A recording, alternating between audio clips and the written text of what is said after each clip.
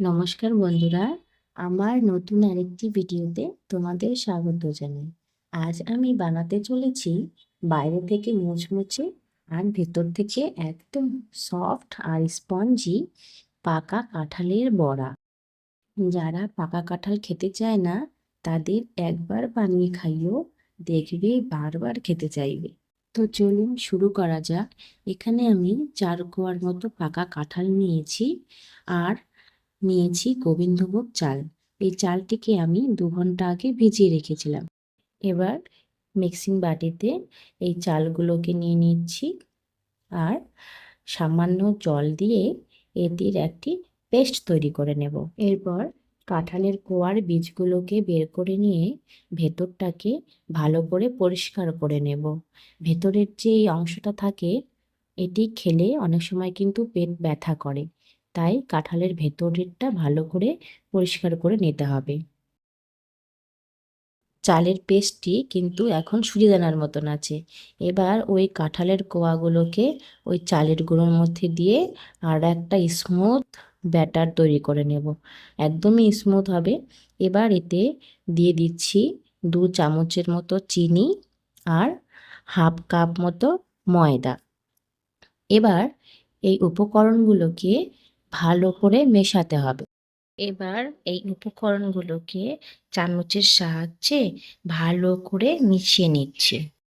এবার এতে সামান্য লবণ দিচ্ছি আর সামান্য মতো দিচ্ছি বেকিং সোডা। এবার এই উপকরণগুলোকে আবারও ভালো করে ফেটিয়ে নেব। এই ব্যাটারটাকে যত ভালো করে ফেটানো হবে বড়াগুলো কিন্তু ভেতর থেকে ততটা স্পঞ্জি এবং সফট হবে।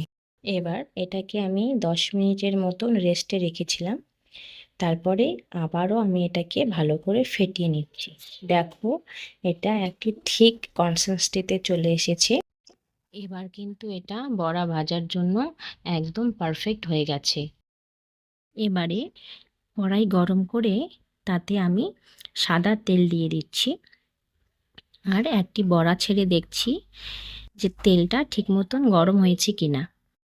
এই পর্যায়ে গ্যাসের ফ্লেমটাকে একদম লো রাখতে হবে যাতে নিচ থেকে লেগে না যায়, আর বেশি গরম হওয়াও যাবে না। তেলটাকে একদম লো হিটে এইগুলোকে ভেজে নিতে হবে। এইভাবে আমি সবকটা বড়াকে এক এক করে ভেজে নেব। এভাবে উল্টে পাল্টে আমি লাল করে ভেজে নেব। কাঁঠালের এই সিজনে বাড়িতে এটি অবশ্যই একবার ট্রাই করবে। সত্যি বলছি, যারা পাকা কাঁঠাল খেতে পছন্দ করে না তারাও কিন্তু এর প্রেমে পড়ে যাবে। ভিডিওটি ভালো লাগলে অবশ্যই একটি লাইক কমেন্ট করো আর চ্যানেলটি সাবস্ক্রাইব করে পাশে থেকো। দেখা হচ্ছে পরবর্তী আরেকটি নতুন ভিডিওতে। ততক্ষণ ভালো থাকবে, সুস্থ থাকবে। ধন্যবাদ।